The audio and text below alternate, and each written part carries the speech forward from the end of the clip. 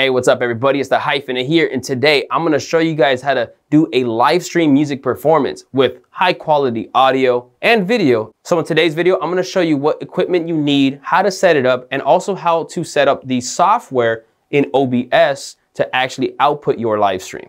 I'm an independent person, an independent artist, and I might not be the smartest, but I definitely work the hardest, cause I never had a single person there to try to help me. On the flip side, many even there to doubt me. Now you don't need the exact equipment that I use. It could be a different brand, it could be a different model, etc. But it at least needs to have the same core functionality. So let me start off with what you need, and then I'll show you guys what I use and how I set it up. First and foremost, you're going to need a video capture device, whether it's a webcam or a camera. Here I have the Sony a6600 camera with the Sigma 16mm f1.4 lens. Since I'm using my camera as my video capture device, I have a micro HDMI cable coming out to an adapter that sends out a full HDMI with an extension. I have a 15-foot cable going to the USB capture device, which I'm actually using the Elgato HD60S. Now you don't need to use that exact same capture card. You can actually use something like the Elgato Camlink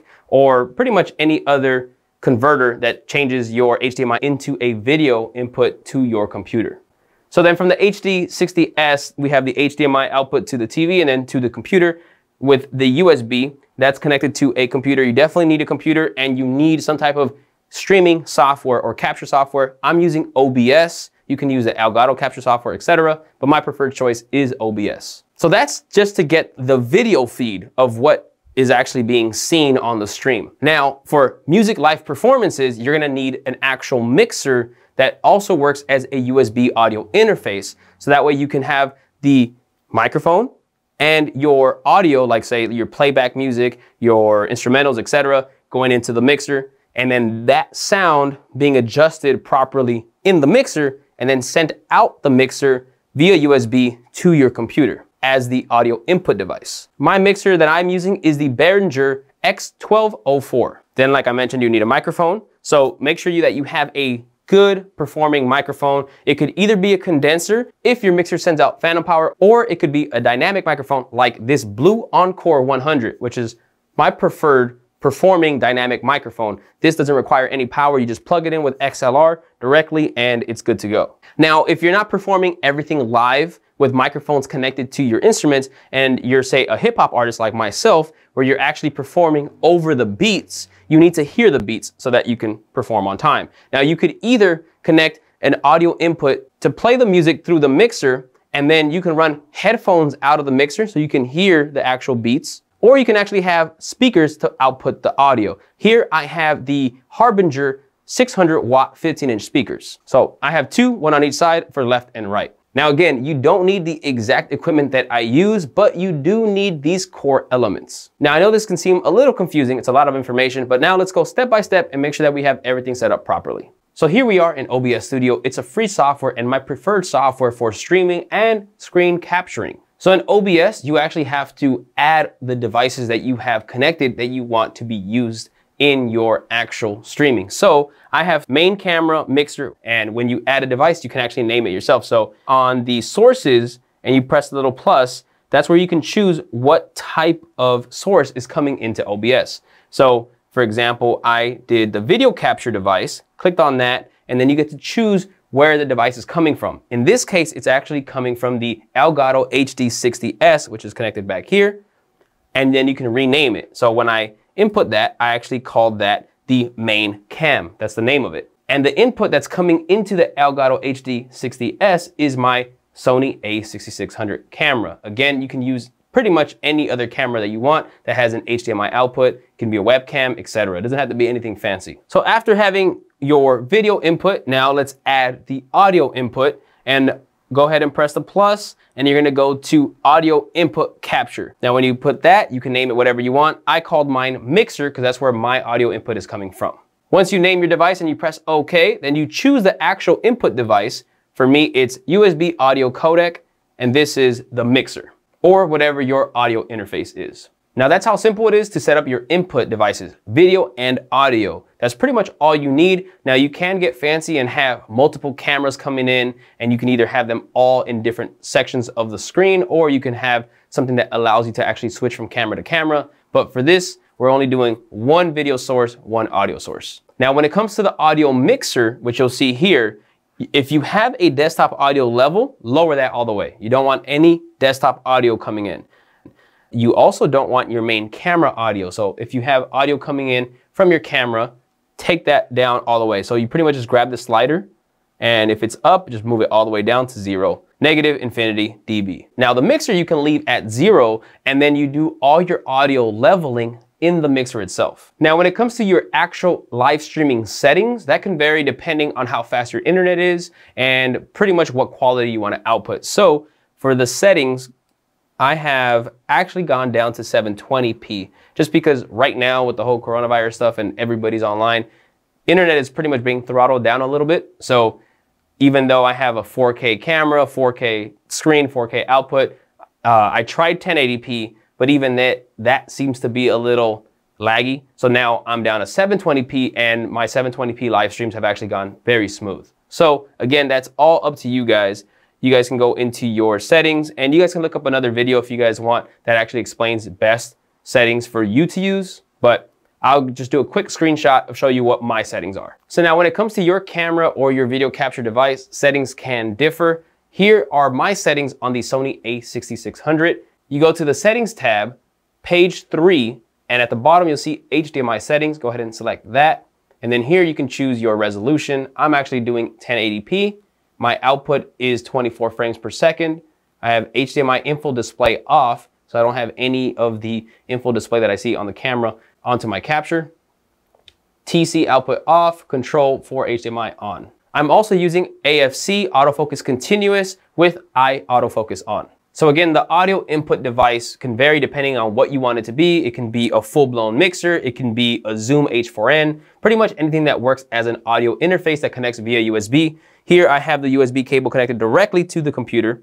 Then here I have my audio input coming in with the 1/4-inch jacks to a 3.5mm stereo jack. So my playback device that's playing my beats is an old phone.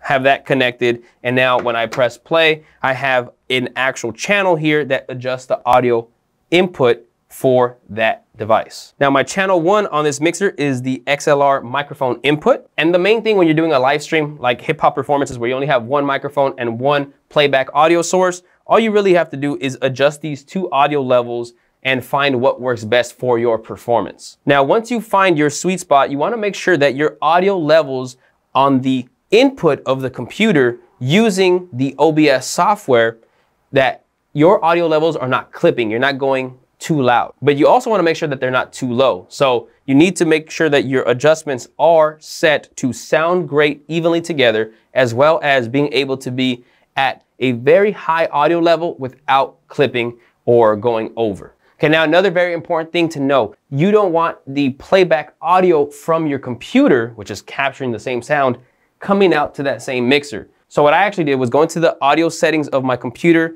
made sure that my input device was the mixer, the USB audio interface, but the output is actually the plugged in audio from the computer, so the 3.5mm, which I have these M audio speakers coming out with that sound. So if once the stream's done, I actually want to go and watch on my same computer on YouTube or wherever I streamed and I want to watch it, if I want to hear it while the audio interface is still connected, then I have them coming out of these speakers. So make sure that your output device is not the USB. Now, when I'm doing my live stream, because I do have these big speakers hooked up to the outputs of the mixer, I'm getting the sound that's coming from the microphone and the playback device or any of my other inputs coming out from the mixer to these speakers, and I'm hearing it. Now, it's also going in digitally into the computer. So the audience is hearing clearly exactly the digital feed, which is a very high quality audio.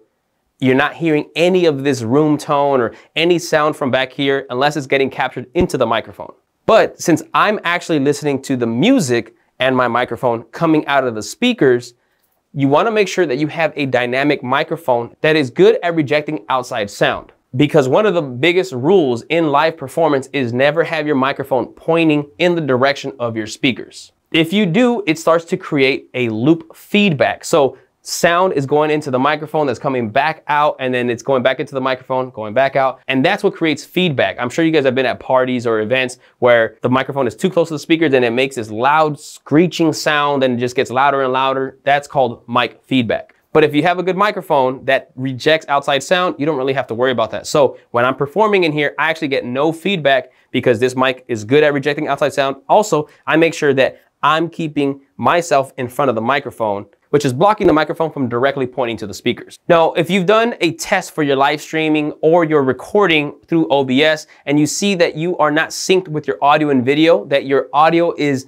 at a different time than what your video is, then you might need to offset your audio to match the audio and the video. Now, I do have another video on that process. I have a link in the description on how to sync up your video and audio using OBS. Now, again, you don't need the exact same equipment that I use. However, you do need the same core elements: the video capture device, a computer, your software, and your audio input. But if you're interested in any of the equipment that I do use, I have links in the description where you can purchase them from either B&H Photo or Amazon. It doesn't change the price that you get it at, but it does help this channel. And that is how I personally recommend to set up a live stream for professional sounding audio so that your audience gets the best quality possible. Please make sure to drop a like on this video, drop a comment below if you have any questions, and please make sure to subscribe. I have a lot more videos coming soon, and I'm gonna end this video with an actual performance that is live streamed and recorded, so you can see a finalized example of how this works. Yeah, it's the Hyphenate, baby. Live stream.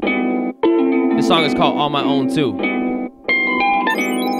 I'm an independent person, an independent artist, and I might not be the smartest, but I definitely work the hardest, cause I never had a single person there to try to help me. On the flip side, many even there to doubt me. Coming up with no mentor or teacher, I had to teach myself and do my own research. Study up, learn the craft and all of its features. Put in work every night, no room for leisure. And on top of the challenges and obstacles that make independent success near impossible, I also always had to deal with many other struggles. Life tries to keep me down and doesn't play a subtle. I earn what I want and don't ask for handouts, so nobody could take away the reasons that I stand out. Always stay moving like electronic bass, so I make you feel my grind like tectonic plates. It's the Hyphenate, baby. All my music's on Spotify, Apple Music, all that good stuff.